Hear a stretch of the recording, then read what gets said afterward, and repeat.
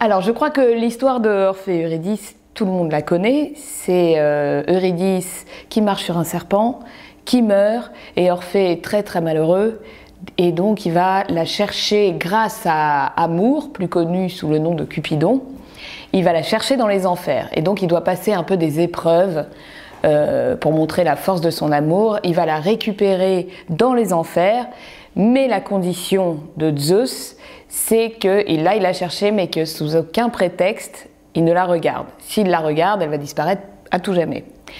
Et en fait, elle est au désespoir parce qu'Orphée ne la regarde pas, donc il finit par le faire, et ça finit mal.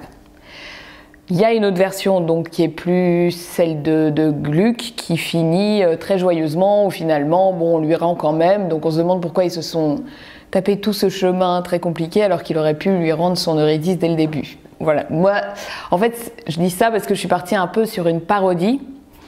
Donc, on garde la musique, qui a été quand même savamment coupée par Marine Taureau-Lassalle, qui est à la fois chef de chant, qui a coupé la musique, qui a fait les arrangements et qui est pianiste souvent sur le spectacle.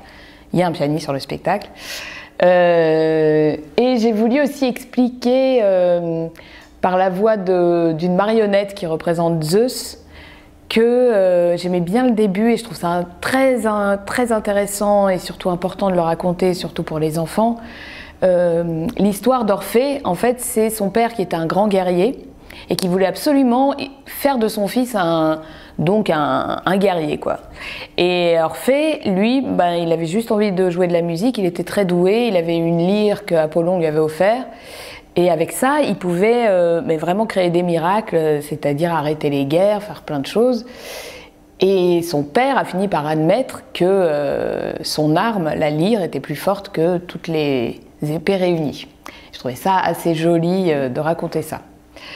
Voilà en gros l'histoire.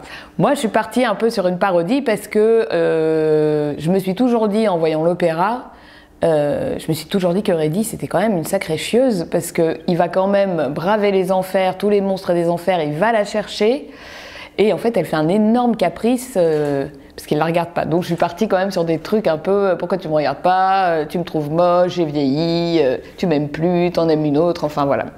Tout est un peu parodique. Mais je voulais garder la force de la musique et d'ailleurs Marine Taureau-Lassalle aussi, c'était très important que ça reste quand même une œuvre pour amener, enfin c'était surtout pour amener l'opéra et à des enfants et en fait à des gens aussi qui vont jamais à l'opéra ou qui ont un a priori sur l'opéra, ce qui a été mon cas pendant très longtemps. Voilà, en gros le but de ce spectacle.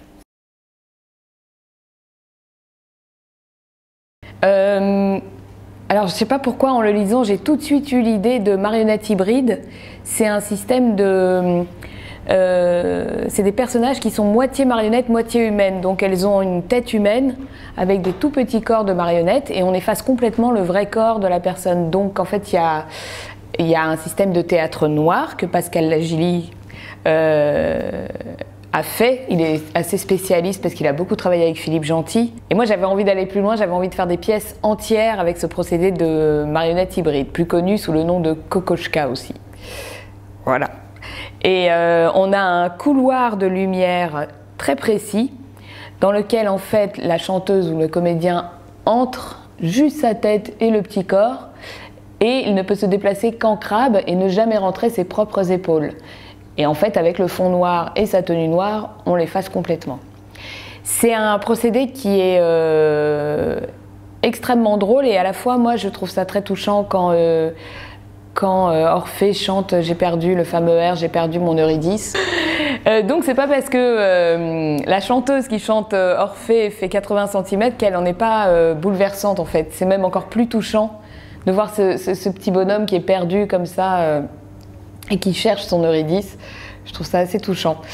Ce procédé-là est vraiment l'anti-chant, c'est-à-dire que c'est le pire truc qu'on peut demander à des chanteurs lyriques, c'est-à-dire d'avoir un truc autour du cou qui les serre et de se baisser comme ça pour chanter. Donc il faut tomber sur des chanteurs, enfin là c'est des chanteuses qui sont à la fois extrêmement douées parce qu'il faut que il faut être au niveau de cet opéra-là, mais en plus très sympathique et très humble, parce que quand elles sont pas en train de chanter, elles manipulent toutes les petites marionnettes. Il y a beaucoup d'autres marionnettes qui sont pas que des hybrides, qui sont des marionnettes à main, qui ont été fabriquées par Sami Adjali, qui est manipulateur aussi sur le spectacle.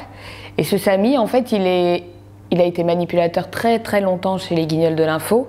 Donc à la fois il manipule, à la fois il fabrique. Et chez lui, il avait tout un tas de marionnettes. Et vu que c'était un spectacle où il n'y avait pas un budget énorme à la base, je suis allée dans sa caverne d'Ali Baba et j'ai choisi des marionnettes qui pouvaient correspondre. Et ensuite, j'ai raconté l'histoire et j'ai écrit le livret en fonction de ce qu'il avait en magasin, quoi.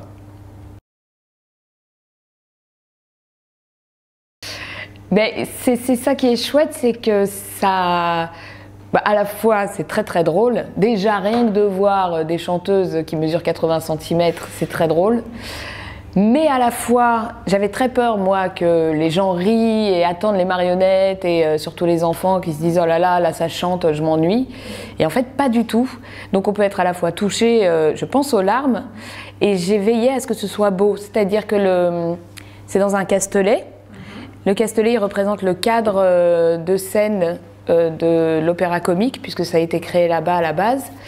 Et il y a des petites toiles peintes qui rentrent, mais qui sont vraiment jolies à l'ancienne, quoi. Des petits. Donc c'est à la fois beau, à la fois touchant, à la fois drôle. Et là où j'ai été agréablement surprise, c'est que le spectacle a déjà fait une grande tournée en Alsace, vraiment dans des villages paumés dont on n'a jamais entendu. Ça va dans des gymnases, ça va vraiment dans des endroits incongrus. Et donc c'était, pour le coup, pour des enfants qui n'avaient jamais été à l'opéra, et des classes entières, donc ils peuvent chahuter et tout, et ça dure 1h05, je sais plus, mais ils sont à fond, ils ne lâchent pas le spectacle. Et des adultes qui sont venus seuls et qui étaient hyper heureux de ce qu'ils avaient vu. Donc c'est un peu pari réussi, parce que c'est assez universel, je crois. Un joli et poétique voyage aux enfers.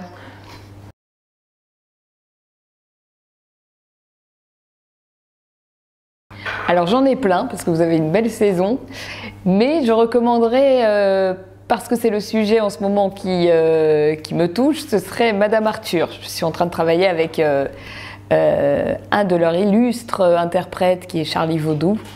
Et j'adore l'esprit de chez Madame Arthur, parce que c'est pareil, il y a quelque chose de à la fois monstrueux, à la fois hyper drôle et tendre et touchant, et on passe par plein de sensations différentes, et ça fait aussi du bien de voir des gens qui ils osent, ils vont au bout de quelque chose, et je trouve à chaque fois que je vais les voir, je trouve ça très libérateur.